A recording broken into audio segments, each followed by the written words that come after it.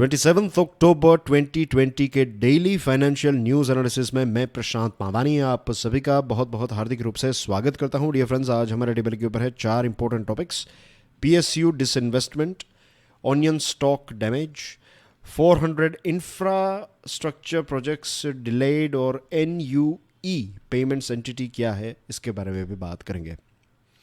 Study IQ लाया है complete online smart course for civil services examination, यानी कि यूपीएससी की तैयारी जो है वो अब और आसान बना दी है स्टडी IQ ने। ये सारे सब्जेक्ट्स और ये सारे फीचर्स अवेलेबल होंगे हमारे स्मार्ट कोर्स में। ज़्यादा जानकारी के लिए डाउनलोड करें हमारा मोबाइल एप्लीकेशन। आज के लेक्चर की PDF को डाउनलोड करना चाहते हैं, check out my telegram channel and please don't forget to subscribe to our youtube channel. PSU disinvestment, NITI Aayog ने ग्राउंड वर्क करने की शुरुआत कर दी है। स्ट्रेटेजिक सेल और डिसइन्वेस्टमेंट, सबसे पहले तो डिसइन्वेस्टमेंट क्या होता है इसको समझते हैं। गवर्नमेंट का मेन काम क्या है? गवर्नमेंट का जो मेन रोल है ये है गवर्नेंस। इसको और सिंपल कर दूं तो गवर्नमेंट का ये काम है कि गवर्नमेंट प्लेटफॉर्म प्रोवाइड करे, rules and regulations, law and order, opportunities, ये सारी चीज़ें सरकार प्रोवाइड करें। ऐसे डिसीजंस ले जिसकी वजह से ज़्यादा लोग जो हैं वो अपने पोटेंशियल तक पहुंच सके। तो ये एक दुनिया बनाने का काम, ये एक देश बनाने का काम जो है वो गवर्नमेंट को करना है। जब हमारा देश आज़ाद हुआ तब उतने ज़्यादा बिजनेसमैन हमारे पास नहीं थे, ऐसे कोई एंटरप्रेन्योर्स नहीं थे, बड़े एंटरप्रेन्योर्स जो बड़ी बड़ी फैक्ट्रीज़ और कार बनाना, रिस्ट वॉचेस बनाना, फिर डीजल पंप्स, इंजन्स, बहुत सारी कंस्ट्रक्शन कंपनीज इतनी प्राइवेट नहीं थी। तो उस टाइम पर गवर्नमेंट ही ये सारे बिजनेसेस करती आई थी। इनफैक्ट गवर्नमेंट होटल्स चलाती थी। लेकिन आज हमें चाहिए कि प्राइवेट प्लेयर्स जो हैं ये होटल्स चलाएं, प्राइवेट प्लेयर्स बिजनेस करें और गवर्नमेंट जो है वो गवर्नेंस करें। तो गवर्नमेंट की जो कंपनीज हैं उनको बेचना, इसका मतलब है डिसइन्वेस्टमेंट, राइट। और ये जो पैसे गवर्नमेंट के पास आएंगे, इन पैसों का उपयोग सरकार राष्ट्र निर्माण के लिए इस्तेमाल कर सकती है और ऐसे ही किया जाता है। तो आई होप ये टॉपिक आपको, जो डिसइन्वेस्टमेंट है, इसके बारे में कोई भी डाउट नहीं होना चाहिए कि पीएसयू डिसइन्वेस्टमेंट का मतलब क्या। पब्लिक सेक्टर यूनिट, यानी कि गवर्नमेंट की जो कंपनी है उसमें जो मालिकी गवर्नमेंट की है वो गवर्नमेंट बेच देगी। तो एक लिस्ट तैयार किया जा रहा है बाय नीति आयोग, और नीति आयोग ने अलग अलग मंत्रालयों को पूछा है कि आप रेकमेंड कीजिए, अगर फाइनेंस मिनिस्ट्री के तहत कोई ऐसी कंपनी काम कर रही है, या फिर डिफेंस मिनिस्ट्री, या फिर कोई भी इलेक्ट्रॉनिक मिनिस्ट्री के तहत कोई ऐसी फैक्ट्री है, कंपनी है, तो नाम बताइए। और उसके बाद बाकी की प्रोसेस जो है वो नीति आयोग करने की शुरुआत कर देगा। तो दो प्रकार से चीज़ों को, मीन्स दो चीज़ें, एक डिसइन्वेस्टमेंट है जिसमें कंप्लीटली ओनरशिप और कंट्रोल जो है वो ट्रांसफ़र किया जाएगा, और स्ट्रेटेजिक सेल की बात करें तो स्ट्रेटेजिक सेक्टर्स जो हैं जिसमें डिफेंस है, बैंकिंग है, इंश्योरेंस, स्टील, फर्टिलाइज़र, पेट्रोलियम, तो ऐसे स्ट्रेटेजिक डील्स जो है उसमें एक छोटा सा स्टेक बेचा जाएगा। कि मान लीजिए कि टोटल 100 शेयर्स गवर्नमेंट के पास है, तो गवर्नमेंट से 5 शेयर या फिर 10 शेयर्स या फिर 25 शेयर्स जो हैं वो बेच सकती है। तो माइनॉरिटी सेल होगा, मेजॉरिटी नहीं। 51% तो सरकार के पास ही रहेगा। तो ऐसी स्ट्रेटेजिक डील्स भी की जा सकती हैं। The move to push for privatisation on a war footing is in sync with the government's intent to completely exit non strategic sector. सरकार ने ये एक गोल बनाया है, एक टारगेट रखा है कि जितने भी नॉन स्ट्रेटेजिक सेक्टर्स हैं, ये सेक्टर्स को छोड़कर बाकी के जितने क्षेत्रों में सरकार है तो उसमें से सरकार जो है वो एग्जिट करना चाहती है, उसमें से निकल जाना चाहती है। और ये एक बहुत ही सही डिसीजन है कि ये प्राइवेट प्लेयर्स ही इन सारे बिजनेसेस को चढ़ाएं। इस साल का सरकार का टारगेट है 2.1 लाख करोड़ रुपीज़। ये डिसइन्वेस्टमेंट और स्ट्रेटेजिक सेल दोनों का मिलाकर 2.1 लाख करोड़ रुपीज़ का टारगेट है कि इतने पैसे गवर्नमेंट को मिलेंगे। और आप सोचिए कि 2.1 लाख करोड़ रुपीज़ सरकार के पास आएंगे तो ये कितना बड़ा वरदान होगा, कितना बड़ा एक आशीर्वाद समान ये पैसे होंगे, ये अमाउंट होगी जिसका इस्तेमाल जो है वो इकोनॉमी को फिर से अपने पैरों पर खड़ा करने के लिए इस्तेमाल किया जाता है। दीपम, यानी कि department of investment and public asset management, तो ये एक डेडिकेटेड नोडल अथॉरिटी है। ये फाइनेंस मिनिस्ट्री के तहत ये दीपम काम करता है। रिमेंबर, ये एक बहुत इंपॉर्टेंट इन्फॉर्मेशन है. They can ask you this question कि दीपम जो है department of investment and public asset management, ये किस मंत्रालय के तहत काम करता है. तो इसमें आपको कॉमर्स मिनिस्ट्री दिया जाएगा, फाइनेंस मिनिस्ट्री, फिर पीएमओ, ऐसे ऑप्शंस दिए जा सकते हैं आपको कंफ्यूज करने के लिए. नीति आयोग. तो रिमेंबर, ये finance ministry is the right answer. तो दीपम जो हैं ये इस प्रकार एक नोडल अथॉरिटी हैं जो इस प्रकार के नॉन स्ट्रेटेजिक सेक्टर्स में गवर्नमेंट जो एग्जिट करना चाहती हैं तो उनको इम्प्लीमेंट करने का काम जो है वो दीपम करता है. इसके अलावा एयर इंडिया, दिसंबर 2020 से फिर से एयर इंडिया के स्ट्रेटेजिक सेल की, एक डिसइन्वेस्टमेंट की शुरुआत जो है वो, नॉट स्ट्रेटेजिक सेल लेकिन कंप्लीट डिसइन्वेस्टमेंट की बिडिंग और ऑक्शन की शुरुआत जो है वो सरकार कर सकती है. इसके अलावा दूसरी भी ऐसी कंपनीज सरकार की लिस्ट में हैं. फिर एक दुखद खबर है. दुखद इसलिए है क्योंकि अगर हम रीड बिटवीन द लाइंस करें और अगर हम अपने कल्चर को समझते हैं, अगर हम जानते हैं कि एक गरीब व्यक्ति जो हैं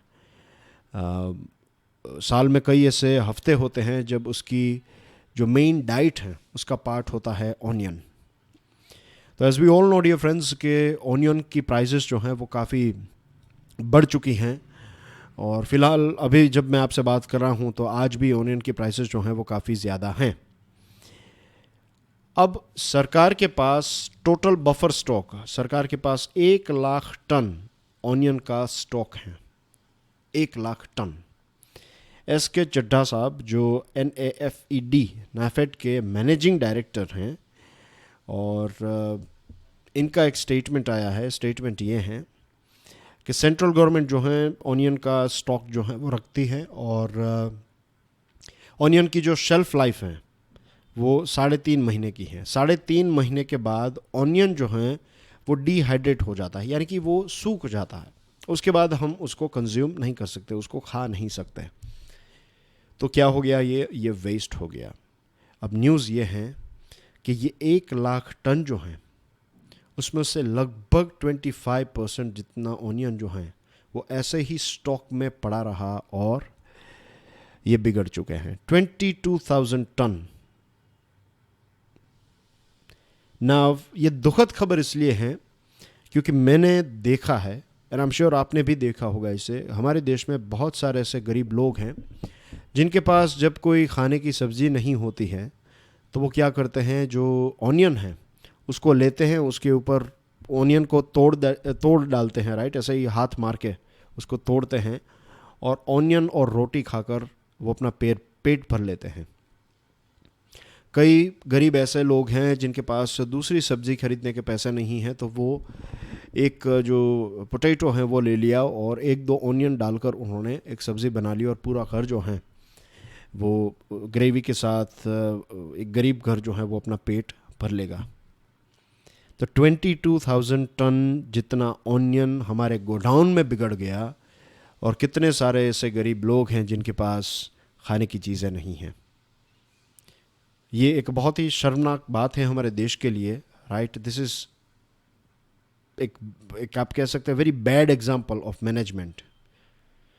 और ऐसा तो बहुत सारा खाना जो है, खाने पीने की चीज़ें, फूड ग्रेन्स हैं, पल्सेस हैं, ऐसी बहुत सारी चीज़ें हैं बिगड़ जाती हैं क्योंकि स्टॉक भरा पड़ा है, राइट. लेकिन जब उसकी आवश्यकता होती है तब उस टाइम पर ये स्टॉक जो है वो मार्केट में टाइम पर, तो ये जो लथार्जी हैं, ये जो एक डिसीजन मेकिंग की प्रोसेस जो है, ये पूरी जो चेन है, जो कई बार आप क्वेश्चंस देखते होंगे मेंस एग्जामिनेशन में या फिर एक टॉपिक रहता है कि ब्यूरोक्रेसी जो है उसके बारे में कई बार कहा जाता है कि रेड टेपिज्म. तो व्हाट इज़ रेड टेप? ये एक बेस्ट एग्जांपल है रेड टेपिज्म का.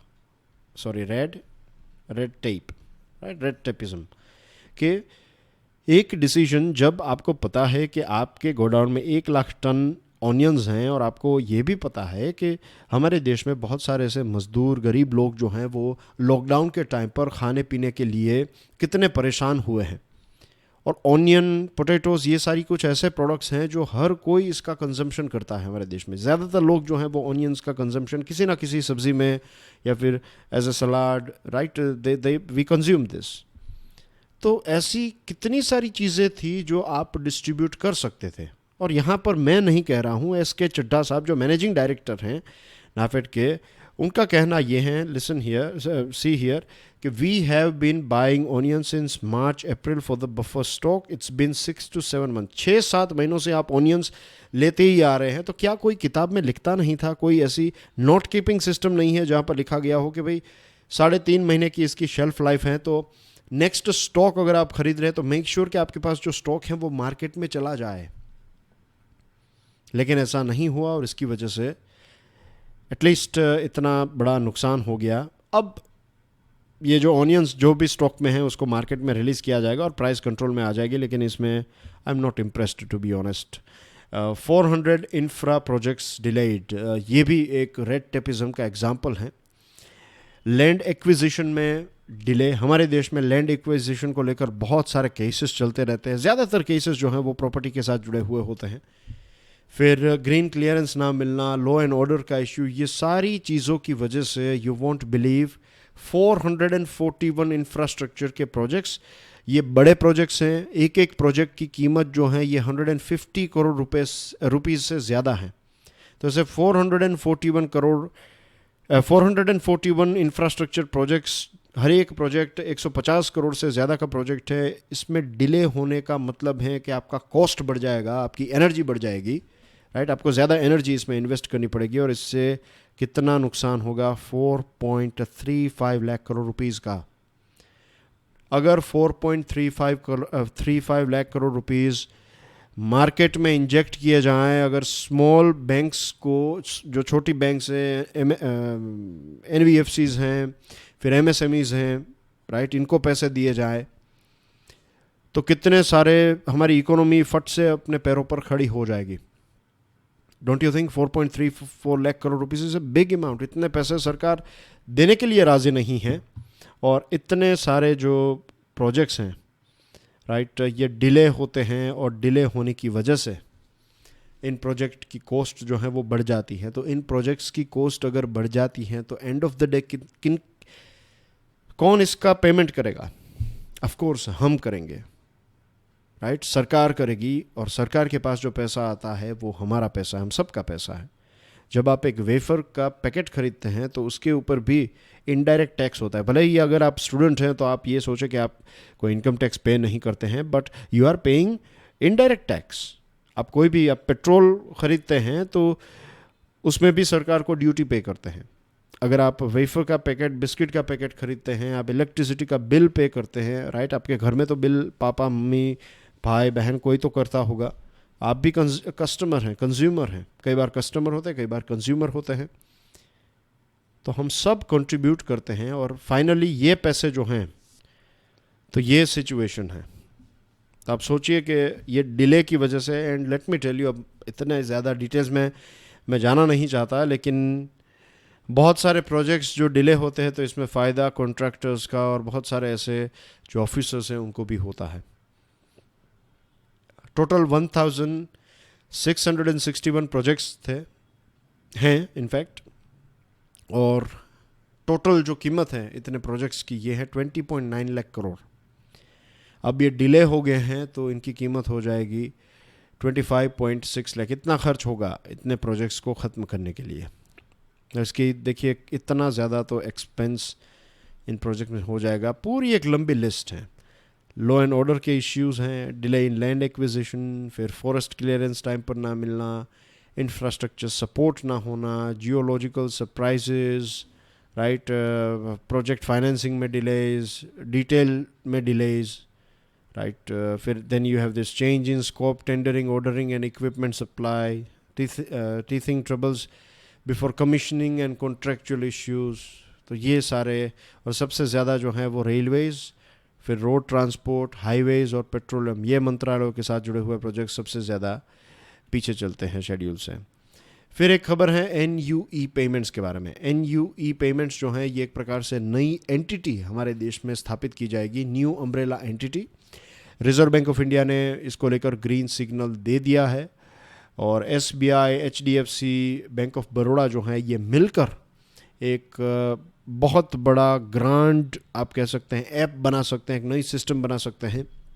और ये डायरेक्टली NPCI के जो UPI हैं उसके साथ कॉम्पीट करेगा, तो new mass market payments entity, नई फैसिलिटीज़ जो हैं ये प्रोवाइड की जा सकती हैं। और न्यू अम्ब्रेला एंटिटी को रिजर्व बैंक ऑफ इंडिया ने ग्रीन सिग्नल दे दिया है, और ये फॉर प्रॉफिट ऑर्गेनाइजेशन होगी, एक नई एंटिटी, एक नई कंपनी, ये 3 बैंक्स के द्वारा मिलकर खोली जा सकती हैं, SBI, HDFC और बैंक ऑफ बड़ौदा। और ये जो नई कंपनी है वो जैसे UPI में हमें फैसिलिटी मिलती है, ये सारी फैसिलिटी या फिर इससे भी ज़्यादा फैसिलिटीज़ मिल सकती हैं। अब ये 3 बैंक्स मिल रही है एक साथ, तो इनको साइज़ और कॉस्ट का बेनिफिट मिलेगा। SBI के पास 26% का मार्केट शेयर है जब रेमिटेंस की बात करें, 30% जितने डेबिट कार्ड्स और 28% हमारे देश के ATMs जो हैं वो SBI के कंट्रोल में है या फिर उनके हैं। इसके अलावा 50,000 जितने 28% ATMs और 50,000 जितने ATMs हैं हमारे देश में SBI के, और 1 मिलियन यानी कि 10 लाख जितने मर्चेंट अकाउंट्स हैं। और योनो का प्लेटफॉर्म भी उनका काफ़ी फेमस है। HDFC की बात करें तो मर्चेंट बिजनेस अकाउंट्स में HDFC काफ़ी आगे हैं। और पॉइंट ऑफ सेल जो मशीन है, तो 40% जितने पॉइंट ऑफ सेल मशीन के ट्रांजैक्शंस HDFC की फैसिलिटी से होते हैं। और बैंक ऑफ बड़ौदा की अपनी एक रीच, स्केल और उनका भी एक अच्छा कस्टमर बेस है। तो NPCI को एक बहुत बड़ा चैलेंज मिलेगा, और फाइनली कस्टमर के लिए ये अच्छी बात होगी, क्योंकि जब कंपटीशन बढ़ती हैं तो ज़्यादा सर्विसेज और अच्छे रीजनेबल प्राइस में ज़्यादा सर्विसेज जो हैं वो कस्टमर्स को मिलती हैं। And it will be good for our economy as well. ज़्यादा ट्रांजेक्शन्स डिजिटल हो जाएंगे तो ये भी एक अच्छी बात होगी। And that's everything from my side. Thank you very much for watching this video. God bless you all. जय हिंद।